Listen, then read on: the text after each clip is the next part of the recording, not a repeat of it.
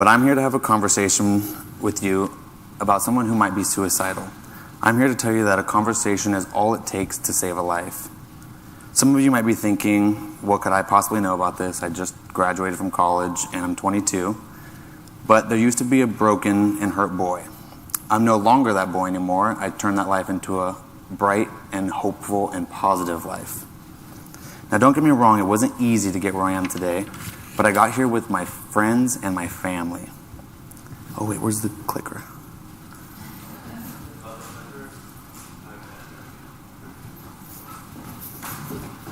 Sorry about that. I want to share some important numbers with you guys. Suicide is the 10th leading cause of death in America. Last year alone, 44,965 Americans passed away due to suicide.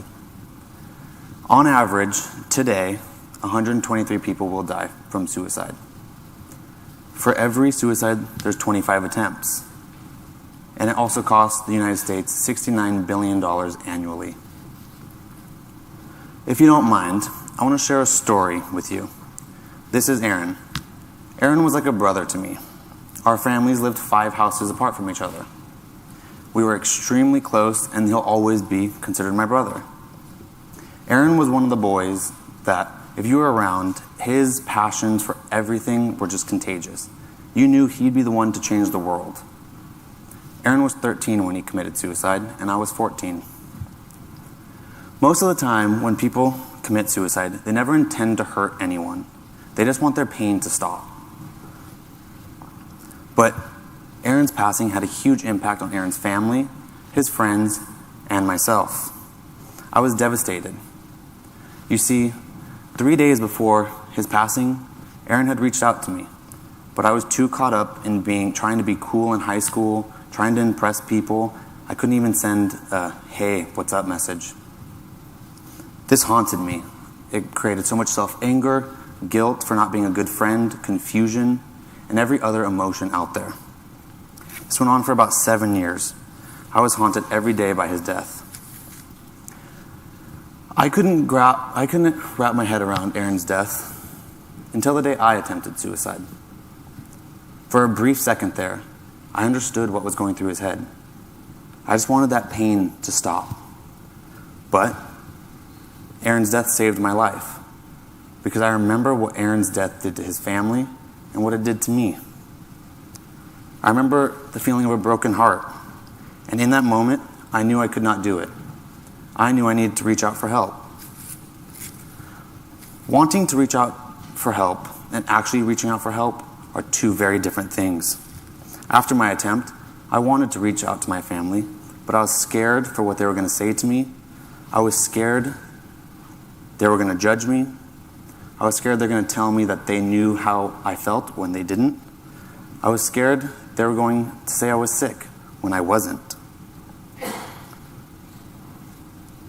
I thought I was going to lose my family by telling them what I had done. You see, people see suicide as this very taboo idea. When you hear the word suicide, it doesn't make you comfortable. It makes you very uncomfortable. People who have suicidal thoughts don't feel comfortable reaching out to families because they're scared of what you're going to say to them. But most people won't know what to do in a suicidal situation, so it makes sense that nobody wants to reach out to them. About 3 months ago, while I was still in school, I woke up to a phone call from 2 of my high school friends, Joey and Sean. I could tell in Joey's voice that something was not right. He had told me that our friend Zach at my school had just attempted to commit suicide, and that I needed to get in contact with him immediately because nobody was there to be there with him. Joey and Sean were getting in a car from Irvine, California to Tucson, Arizona. It's about a 7-hour drive. They put their trust in me to reach out to Zach and to help Zach until they got there. Instantly, I was in contact with Zach, and he was on his way to my apartment. He walked into the door, and he instantly came in for a hug and started to cry. All of his emotions had started to hit him at once. He was ashamed with himself for what he had done. He was sad he didn't reach out to any of us beforehand. He had felt like he had let himself down. We both sat on my patio, and he just talked to me and told me everything that was going on. I sat there and I listened. I wanted him to know that I was going to listen to him, and I wanted to hear everything that was going on. I wanted to reassure him that he was loved. I wanted to reassure him that I was going to be there for him for whatever he needed. I feel like if everyone felt like they had someone to talk to, suicide rates would go down. I know there are suicide hotlines out there and crisis centers, and those are amazing things if you need it right away. But if you can talk to your mom, your uncle, your best friend, your aunt, I think you can stop suicide way before it would even happen. By the way, Zach is doing great, and he's working back home in California. By the end of my talk, I want each and every one of you to know how to handle a situation with suicidal friends or people who might be. I've created the 3 L's that I think are the most important things you need to know in order to handle this situation. The first L stands for listen. Listening is the most important thing you can do for someone in pain. But don't just sit there and listen to them. Listen to them to understand them. Don't argue with them, don't blame them, or tell them you know how they feel, because you probably don't. By listening to them, you're showing them that you care so much about them that you want to know what's causing their pain. You want to be that person that they can talk to. You are showing that person that they can talk to you and you're not going to abandon them. Someone might talk to you for hours and you might not say one word. That's okay. Let them spill it out. This will help you understand what they are going through. The second L stands for light. When someone is feeling suicidal, they're also feeling hopeless. You need to shed light in that dark place.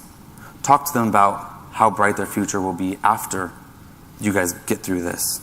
Remind them that they can achieve anything. Remind them that they are perfect just the way they are. Remind them that everything will work out and be okay. Finally, the last L stands for love. Everyone who is reaching out to you and is suicidal feels alone. Your job is to reassure them that they are loved unconditionally. They reached out to you for a reason. Now you might also think, well, if they're reaching out to me, don't they know I love them? Yes, but in that moment, you need to let them know that they're loved again and again. You can hug that person, or you can tell them just simply that they're loved. But by doing something, like hugging someone, you're letting them know that you have their back no matter what. You're not going to abandon them, and you're going to get through this together. You have to remember, love is the most powerful force we know. It is endlessly adaptable, surprising, and healing. It has the power to inspire us all. Suicide is preventable. If you remember the 3 L's, you will have the basic knowledge to support someone before they need professional help, if necessary. Remember, there is hope and there is help. I know it's cliche to quote someone in a quote or in a speech, and it's even more cliche to quote Maya Angelou, but this one really touches this topic. I've learned that people will forget what you said. People will forget what you did, but people will never forget how you made them feel. Thank you.